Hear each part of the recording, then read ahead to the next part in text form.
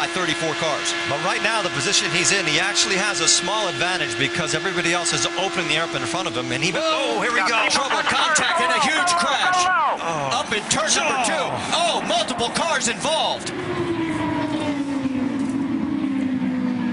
Oh, my. It looks like Dan Wheldon may be involved in it.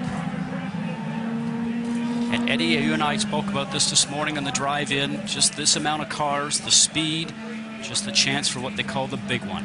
And what happens in conditions like that, even if you're 300 yards behind that, you cannot stop these cars. The only option you have is to try to avoid it, and it was impossible to avoid anything there. And you saw Willpower, his car involved as well. My. What a mess. That's Townsend Bell that was, I think his car was up on its side there, the 22. 15 there of Jay Howard. An additional entry, excuse me, is that the 19 or 15? I can't see with the sun shining there. Some of the car is broken. They're showing that as Alex Lloyd, the 19. It's the 15 of Jay Howard. Yes. One of the cars actually flew for about 200 yards in the air. Red flag is out here at Las Vegas Motor Speedway on lap number 12. And from high above, you can see the carnage. We talk about the car going through the air. Eddie, you know that these cars run so low down to the ground. We mentioned before, we saw them hitting the ground and sparking, that anything underneath the car, underneath the floor, underneath the tub, really just gets the air underneath the car itself, and up it will go. We saw J.R. Hildebrand out of his car. There is Dario Franchitti. Somehow he managed to get through the carnage, but Sure, guys, I mean, there's just nothing I can do. Willpower did not. 10-4. They are going to stop you at pit lane on the right-hand side. They want the drivers to stay in the cars. What Franchitti was alluding to is there's nothing you can do avoiding the debris that's on the track.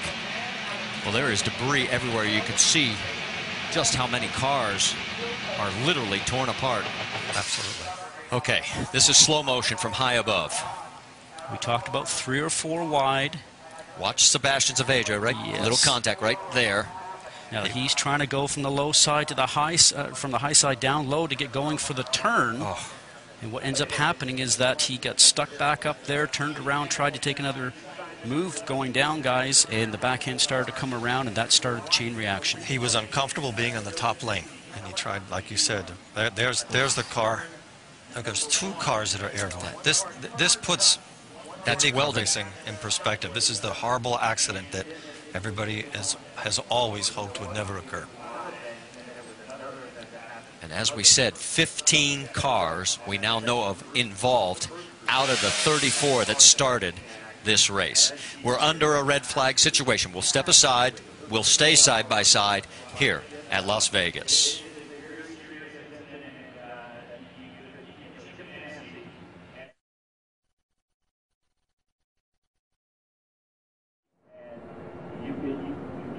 And all the action starts up front, Marty. As you know, we just mentioned it's very difficult to try and avoid it.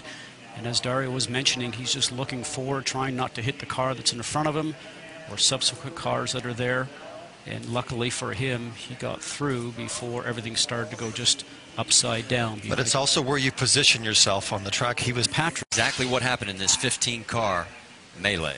And Eddie, as we know, when you're driving along at these speeds, you're going the length of a football field in less than a second. So if something happens in front of you, you can never have enough reaction time. It's impossible. You have no time to do anything. What happens maybe is just a small miscommunication between 2 drivers.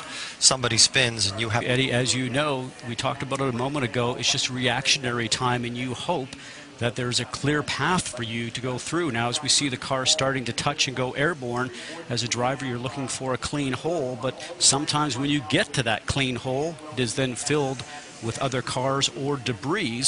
But for